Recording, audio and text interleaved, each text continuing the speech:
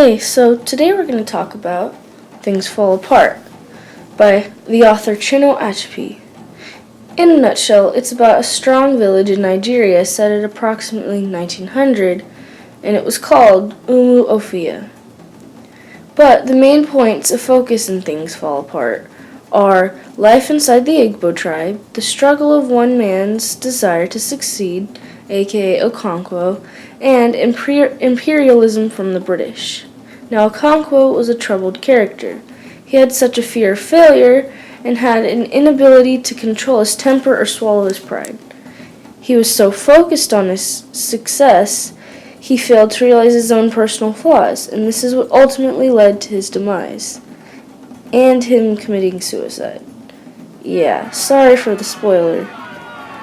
Well, anyways, let's get started with this video.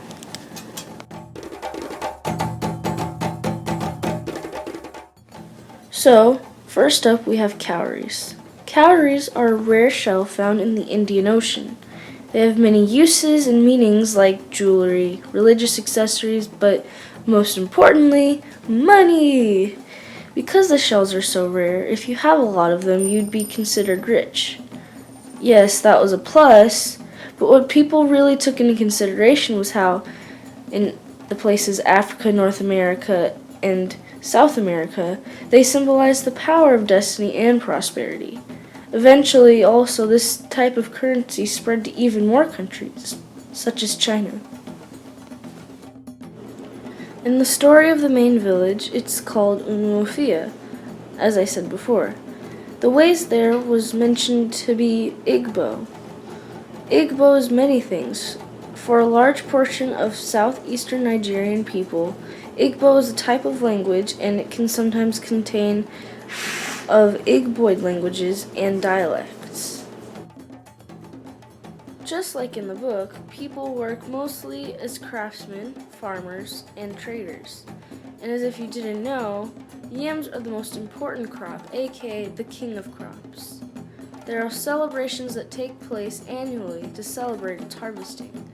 And at certain celebrations, a way of entertainment would be wrestling. It also helps with respect.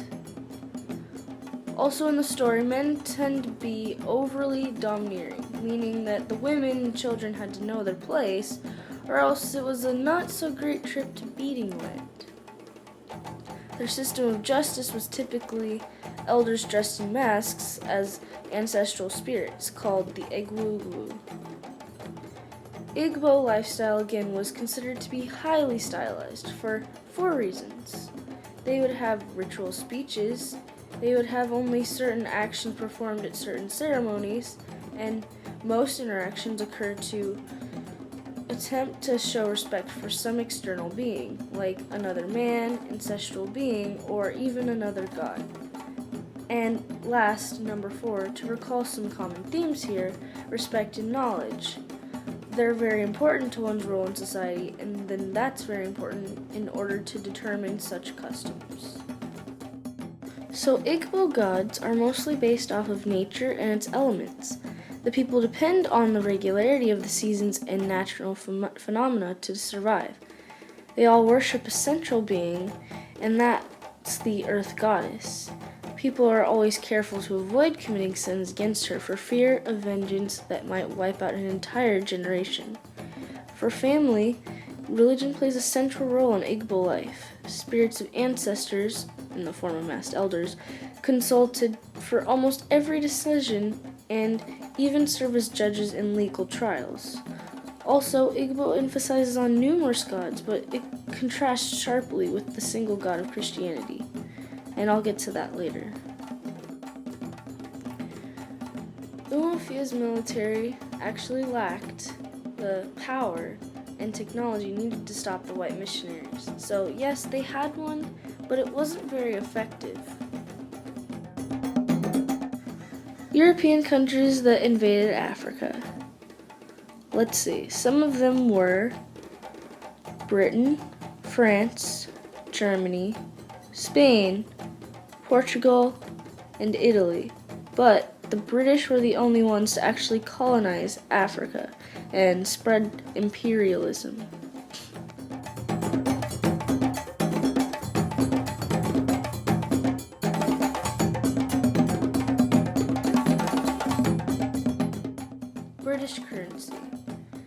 then they had the pound sterling or just the pound. Today it's pretty much the same, aside from a few changes. British religion and beliefs. The main religion was and still is Christianity. It consists of one God, and that's also considered monotheism. British customs. The British had a habit of thinking that their ways were the best and superior, and if someone didn't think so, they would try to change it. Let me see, I believe the word is imperialism. As I mentioned before, the British colonized some of Africa, specifically Nigeria and a few other places. Coincidence? I think not. In the story, it talks about the white missionaries and how they were at first trying to gain the trust of the people by not being pushy, but by being friendly. Then soon after the missionaries had that trust, they would start converting natives into Christianity. British military. The British military was pretty sturdy. That was one reason that they had the option, while converting people into Christians, to use force. It was handy when people didn't want to convert and resisted. And in some cases, it actually had to come to the fighting part.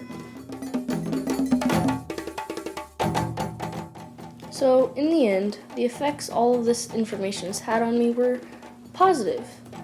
Knowing this helped me better understand both sides of the story, in a way, and also both cultures' backgrounds.